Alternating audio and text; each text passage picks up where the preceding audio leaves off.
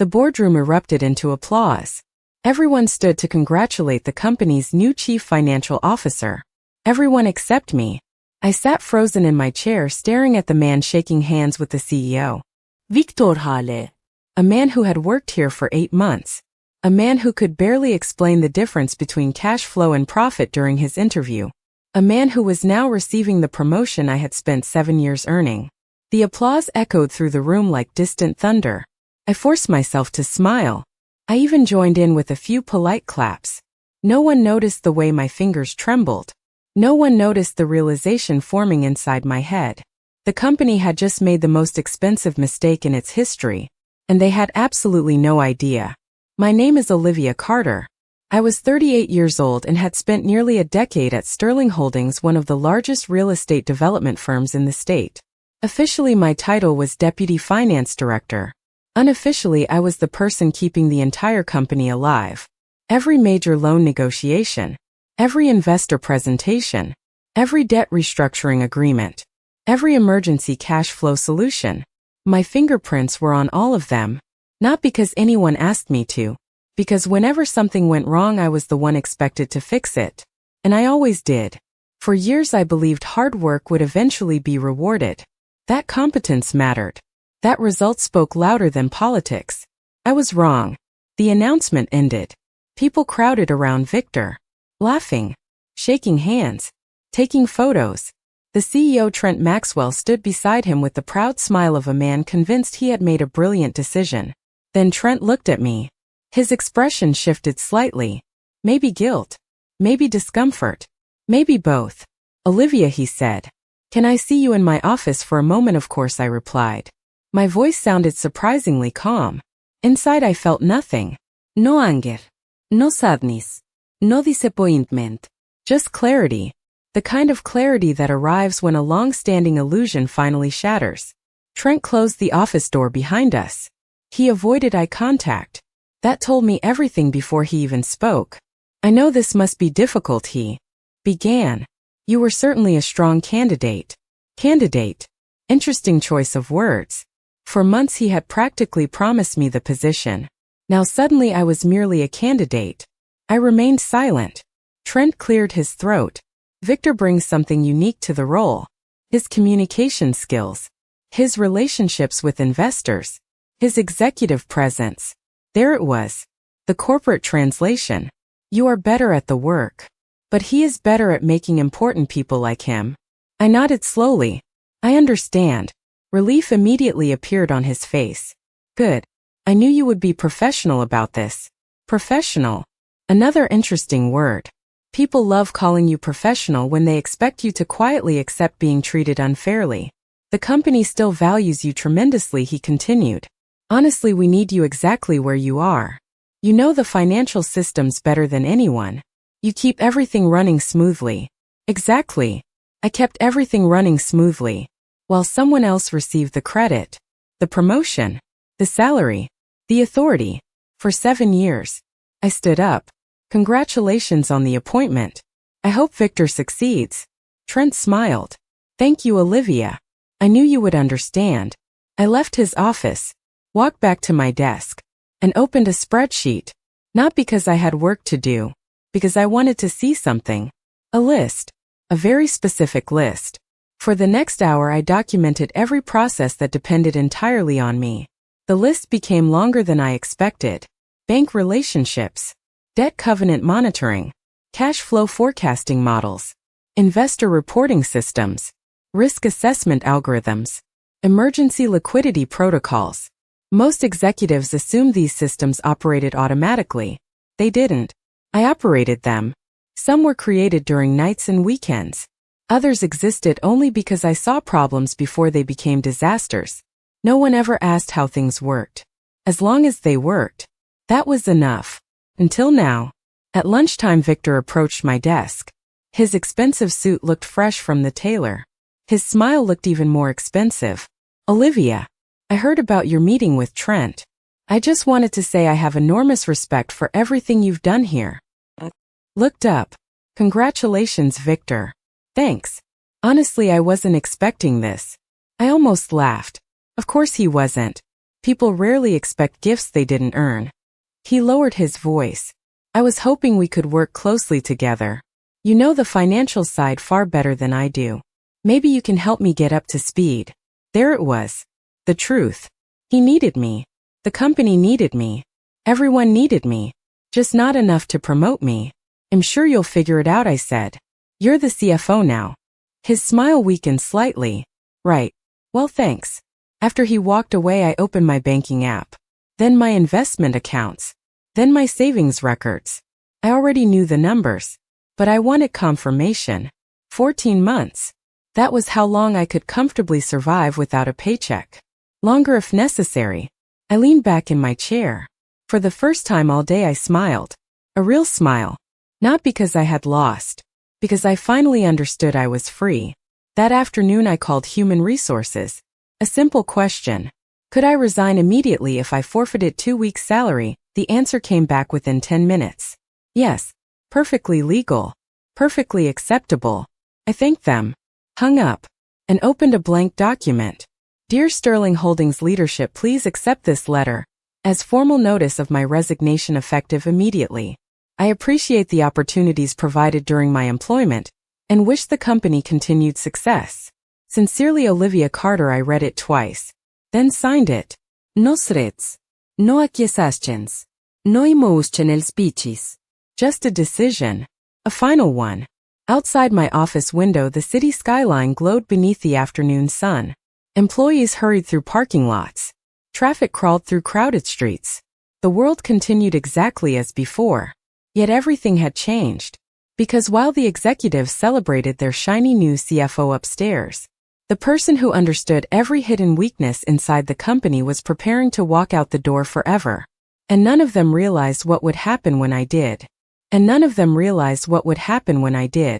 I printed the resignation letter, folded it once, placed it inside a plain white envelope.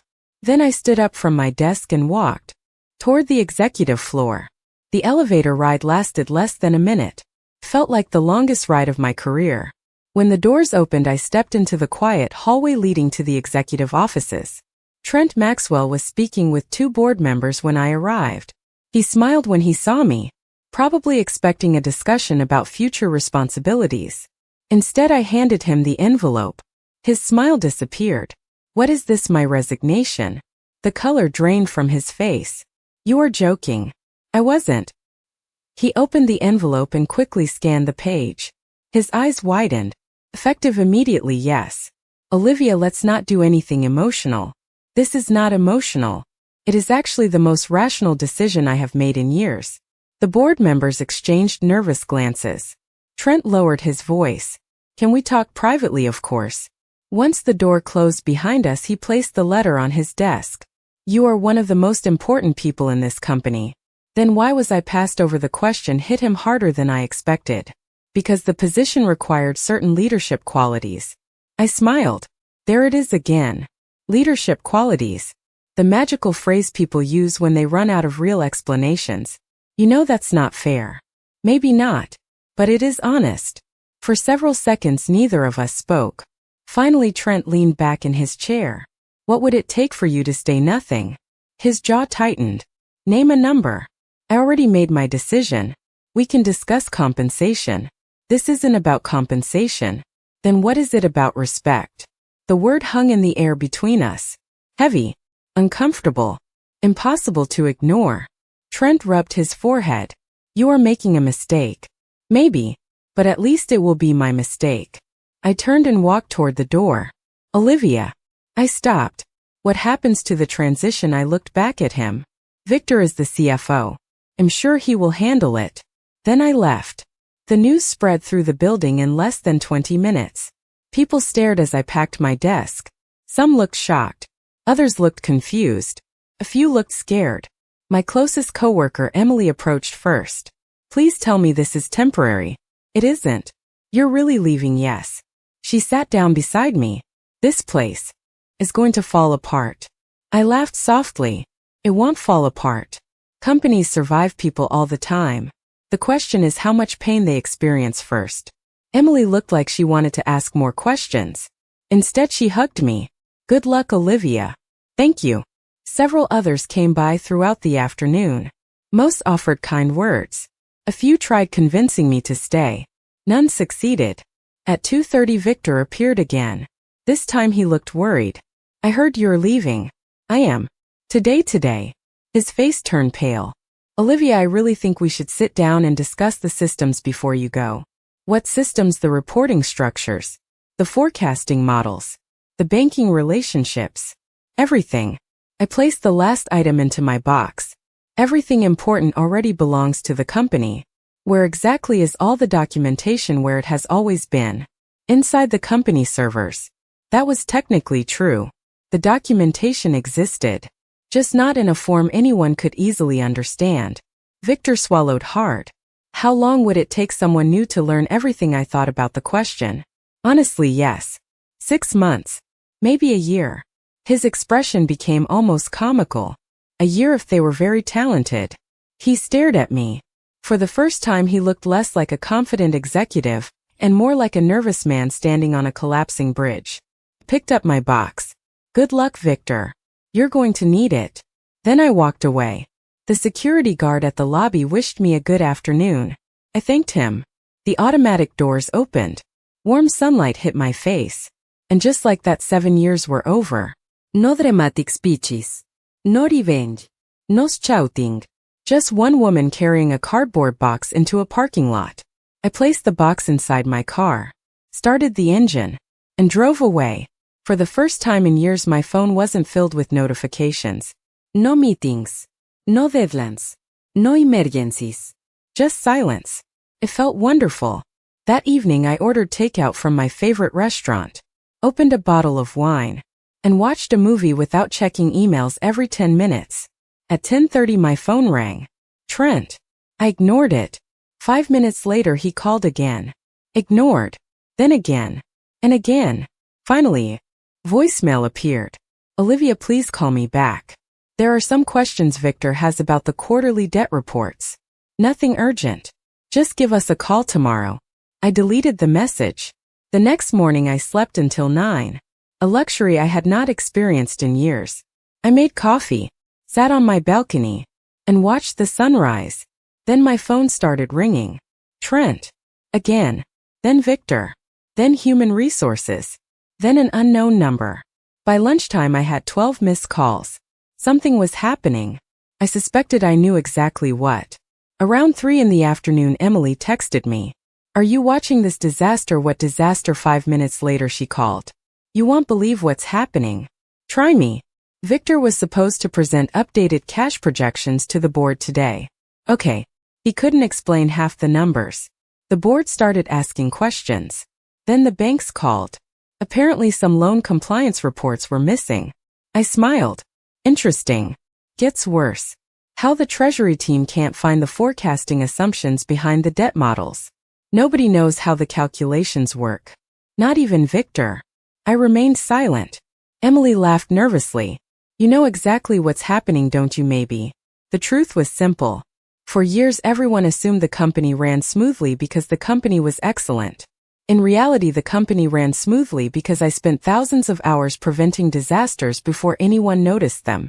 Now those invisible protections were gone, and reality was beginning to show itself. That evening my phone recorded 23 missed calls. The following morning there were 31 more. Then an email arrived from Trent. Subject: urgent discussion. Olivia, we need your assistance regarding several financial systems and reporting issues. Please contact me as soon as possible. We are prepared to discuss consulting arrangements. Consulting arrangements. Interesting. 3 days earlier I had not been qualified enough to become CFO. Now suddenly my expertise was worth paying for. I closed the email without replying. Then another message arrived. This one from Victor. Olivia, I know things ended awkwardly, but I really need your help. The banks are requesting information I cannot locate. Please call me. Even 1 hour would help. I stared at the message for several seconds, then locked my phone, because deep down I knew something important. The crisis had only begun, and Sterling Holdings still had no idea how much worse things were about to get. The crisis had only begun, and Sterling Holdings still had no idea how much worse things were about to get. By Friday morning, my phone showed 78 missed calls. Most people would have felt satisfaction. I felt curiosity. How bad had things become in only 3 days? The answer arrived shortly after breakfast. Emily called again. This time she sounded exhausted. Olivia. What happened now? The banks froze the Harbor Point financing package. I nearly dropped my coffee. That was not a small issue. The Harbor Point project was the company's largest development. A $700 million mixed-use complex scheduled to break ground within months. Without financing, the entire project could collapse. Why did they freeze it? Nobody knows. I knew. Or at least I had a very good guess. Have they checked the compliance forecast? Silence. Then Emily sighed. No one can find them. Of course they couldn't. Because the forecasts existed inside a dynamic model I built years ago. A model updated weekly. A model nobody ever bothered learning because I was always there. Until now. The banks requested revised projections.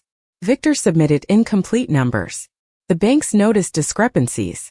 The financing review was immediately suspended. One missing report. One delayed response. One executive who did not understand the system. That was all it took.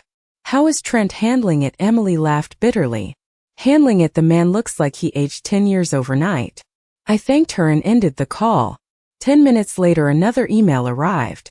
This one was different. Subject: final request. Olivia, please call me. This situation has become serious. We are prepared to offer any reasonable consulting rate. Trent Maxwell. Any reasonable consulting rate. I stared at the screen. 3 days ago they told me I lacked leadership. Now they were begging. Funny how quickly leadership becomes less important when millions of dollars are at risk. I closed the email, then went for a walk. The weather was beautiful. The sky was clear. Children played in a nearby park. Meanwhile, somewhere across the city, executives were probably tearing their hair out. For the first time in years, none of it was my responsibility. The following Monday, things became even worse. I woke up to a voicemail from an unfamiliar number. Curious, I pressed play. Olivia. This is Daniel Foster from Horizon Capital. Please return my call regarding Sterling Holdings. Daniel Foster. I knew exactly who that was. Senior partner at one of the company's largest investment groups. Why was an investor calling me directly? I returned the call. Daniel answered immediately. Olivia, thank God. I wasn't expecting that greeting. Good morning, Daniel. I apologize for contacting you personally, but I need clarification. About what? Sterling Holdings. The board informed us you resigned. Correct. There was a pause. Then he asked the question. How worried should I be? I nearly laughed. You should ask the board. I did. They told me everything is under control. Another pause. And you don't believe them? No. His honesty surprised me. Why not? Because during every investor meeting for the past 5 years, whenever complex financial questions appeared, everyone looked at you. Not Trent. Not Victor. You. That observation told me something important. The investors had noticed. Maybe not all the details, but enough. Daniel lowered his voice. Off the record. Was the company depending on you more than people realized? I considered my answer carefully. The company depended on systems I built. The rest is for management to explain. His silence spoke volumes. Thank you, Olivia. That tells me everything I need to know. After the call ended, I sat quietly for several minutes. Investors were asking questions now. That meant the problem was spreading beyond internal operations. The damage was becoming visible. And once investors lose confidence, panic follows quickly. That afternoon, my phone rang again. This time I recognized the number. Victor. For some reason I answered. Hello. The relief in his voice was immediate. Olivia, thank you. I only need 10 minutes. I listened quietly. The banks are requesting updated debt projections. The investors are demanding explanations. The board wants answers. And I don't know where half these systems are connected. There it was. The truth. Not hidden. Not disguised. Raw desperation. What exactly do you need? Everything. I almost felt sorry for him. Almost. Victor, this was your promotion. I know. His voice cracked slightly. I know. But I didn't understand how much you were doing. Neither did anyone else. For a moment, neither of us spoke. Then he said something unexpected. They made a mistake. I closed my eyes. Finally, someone had said it aloud. The promotion should have been yours. Probably. No. Definitely. I could hear genuine regret in his voice. Not manipulation. Not politics. Just honesty. The kind that usually arrives too late. What are you going to do? I don't know. The board is furious. The banks are threatening additional reviews. And Trent spends most of the day locked inside conference rooms. Another silence. Then Victor spoke again. Would you come back if they offered you the role? The question lingered. Would I? A month ago the answer would have been yes. A week ago probably yes. Now no. I don't think so. Why? Because if they only value me after losing me, then they never valued me at all. Victor exhaled slowly. I understand. We ended the call respectfully. No anger. No resentment. Just two people acknowledging reality. The next morning everything exploded.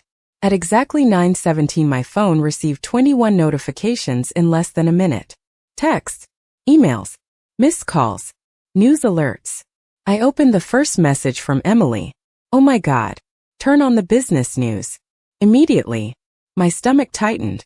I grabbed the remote, switched on the television, and froze. The headline filled the screen. Sterling Holdings faces investor revolt after financing delays. A reporter stood outside company headquarters. Behind her dozens of journalists crowded the entrance. The story had gone public. Questions about financing. Questions about leadership. Questions about financial transparency. Questions nobody inside the company seemed capable of answering. The stock began falling. 3%, 5%, 7%. And the market had only been open for 30 minutes. I stared at the screen. The collapse was happening faster than I expected. Then my phone rang again. Trent Maxwell. For the first time since leaving the company I answered. His voice sounded completely different. Gone was the confidence. Gone was the arrogance. Gone was the executive certainty. Only fear remained. Olivia. Please. We need to talk. Because Sterling Holdings was no longer facing a problem. It was facing a disaster. And deep down Trent finally understood one terrifying truth. The person capable of saving the company was the same person he had pushed out the door only 6 days earlier. The person capable of saving the company was the same person he had pushed out the door only 6 days earlier. I agreed to meet Trent. Not because I owed him anything. Not because I wanted revenge.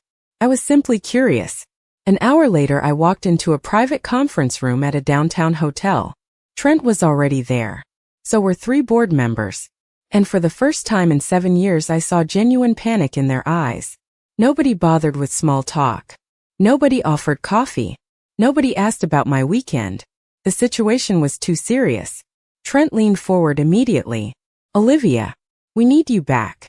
Straight to the point. Interesting. A week ago he needed leadership. Now he needed me. I remained silent. One of the board members spoke next. The financing package remains frozen. Several investors are considering withdrawing support. The stock has lost nearly 12%. We need stability. We need confidence. We need someone investors trust. Translation. They needed the person they should have promoted in the first place. Trent slid a document across the table. I glanced down, then raised an eyebrow. Chief Financial Officer. Base salary increased 60%. Executive bonus package. Stock options. Guaranteed contract. The exact position they denied me. Now wrapped in desperation. I looked up. That's quite an offer. It's only the beginning, Trent said. Name what you want. The room fell silent. Every board member stared at me. Waiting. Expecting. Hoping. A week earlier I would have accepted immediately. Maybe even celebrated. But something had changed. Over the past few days I had experienced something I had almost forgotten existed. Peace. No midnight emergencies. No constant pressure. No endless battles for recognition. No being invisible while carrying the company on my back. I folded my hands. Before I answer, I have a question. Anything. Why now? Trent looked confused. What do you mean why now? Why not 6 months ago? Why not a year ago? Why not before everything collapsed? Nobody answered. Because there was no answer. At least none that sounded good. Finally one board member spoke quietly. We didn't understand your value. Exactly. The room became uncomfortable.